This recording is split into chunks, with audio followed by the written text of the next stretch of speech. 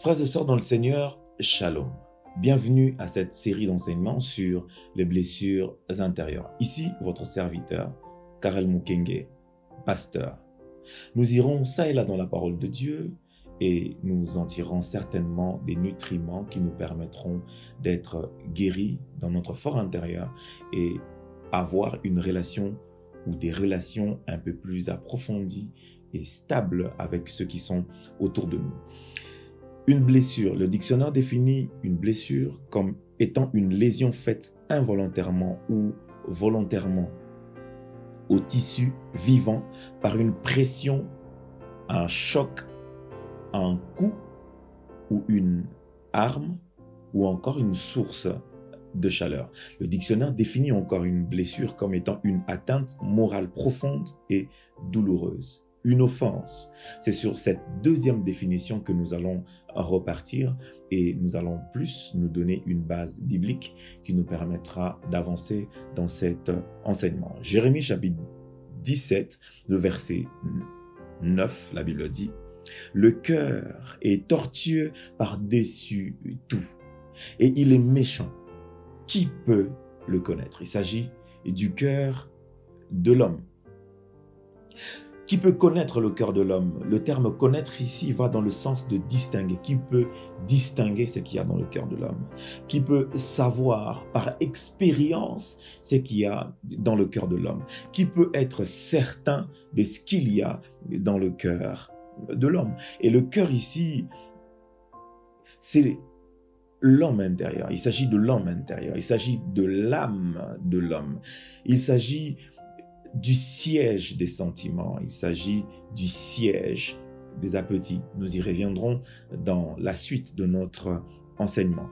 Lorsque la Bible dit que le cœur de l'homme est tortueux, la Bible est en train de nous montrer que le cœur de l'homme est un cœur trompeur, le cœur de l'homme est un cœur sournois, le cœur de l'homme est un cœur glissant, ce cœur est méchant, ce cœur est malade, ce cœur est incurable.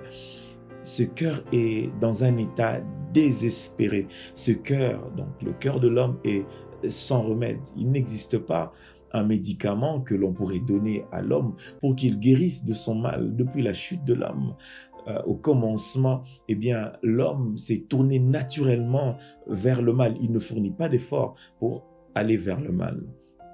L'homme étant tripartite, ça veut dire que l'homme a trois parties. Il a un corps, il a une âme, il a un esprit. Eh bien, les blessures intérieures viennent se loger au niveau de son âme.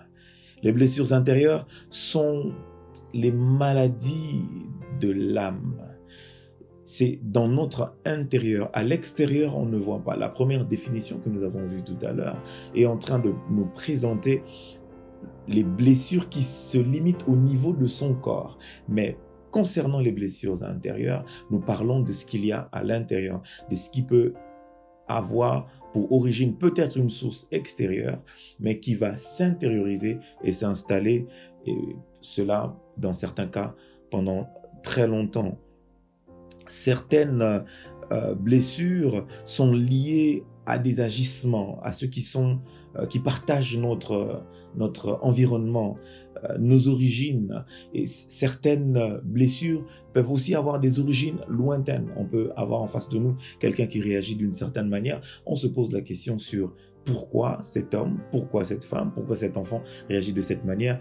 Il y a généralement une cause profonde.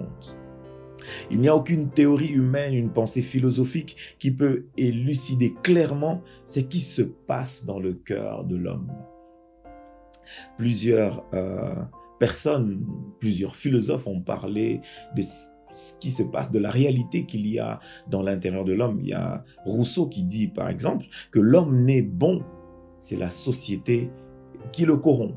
L'homme n'est bon, c'est Jean-Jacques Rousseau qui le dit, mais c'est la société qui le rend mauvais. Il y a encore un autre érudit du nom de Plaoté qui dit ceci: l'homme est un loup pour l'homme. Fort de l'expérience certainement de ce qu'il a vécu, il dit que l'homme est un loup pour l'homme. L'homme est un danger pour son semblable. Je m'intéresse beaucoup à ce qui se passe dans les chroniques criminelles, vous allez vous rendre compte que le cœur de l'homme est véritablement insondable. Il y a un Allemand du nom de John Fritzl qui a séquestré sa propre fille et lui a fait 9 enfants. Voyez-vous le cœur de l'homme, dans quel état il se trouve? Un père de famille ne ferait pas cela, mais cet homme qui était ingénieur civil dans son pays, un homme qui était instruit, m'a regardé là où ce qu'il y a dans le cœur de l'homme, là où la cruauté de l'homme peut l'emmener. Il y a plusieurs témoignages de pères de famille qui abandonnent femmes et enfants et s'en vont loin. J'ai suivi une émission un jour où je voyais cette jeune fille qui avait tué son propre père.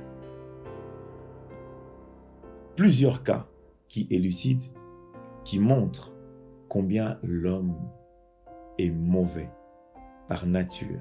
Et il n'y a aucun médicament, il n'y a aucune formule que l'on pourrait mettre en place pour soigner son cœur et le rendre parfait ou fréquentable aux yeux de ceux qui partagent son entourage. Cette série sur les blessures intérieures tournera essentiellement autour de l'homme intérieur. Matthieu chapitre 5, le verset 8, la Bible dit « Heureux ceux qui ont le cœur pur, car ils verront Dieu. » Le cœur pur, c'est un cœur libéré des désirs corrompus. Un cœur pur, c'est un cœur qui est libéré de la culpabilité. Un cœur pur, c'est un cœur qui est libéré de tout type de mélange. Le cœur, de quel cœur s'agit-il? Je le disais en introduction, il ne s'agit pas de cette partie physique de nous, cette partie dans notre corps qui pompe le sang, mais il s'agira essentiellement, comme je l'ai dit tout à l'heure, de l'homme intérieur, le centre et le siège de la vie spirituelle. Lorsque l'on parlera du cœur pendant cette série sur les blessures intérieures, on parlera du centre de la vie spirituelle. Le cœur, c'est la source et le siège de tous les désirs, les envies, les buts, les efforts que nous fournissons. Matthieu chapitre 5, le verset 28, la Bible dit « Mais moi, je vous dis que quiconque regarde une femme pour la convoiter a déjà commis un adultère avec elle ou dans son cœur. » Eh bien, depuis Jésus-Christ, surtout dans ce passage, on peut remarquer que la commission du péché, commettre le péché, l'acte peut être commise dans son intérieur, sans que forcément l'extérieur prouve à ceux qui sont autour de nous qu'il y a eu commission. Le cœur de l'homme est un lieu, est un siège spirituel. Le cœur de l'homme est un espace dans lequel certaines choses peuvent être faites, certaines choses peuvent être produites. Le cœur, c'est le siège de la volonté. C'est le siège du caractère et des passions. Les passions viennent siéger dans notre cœur. Luc chapitre 6, le verset 45, la Bible dit « L'homme bon tire des bonnes choses du bon trésor de son cœur et le méchant tire des mauvaises choses de son mauvais trésor, car c'est de l'abondance du cœur que la bouche parle. » Nous parlerons essentiellement des blessures intérieures. Mais ces blessures intérieures viennent se loger où?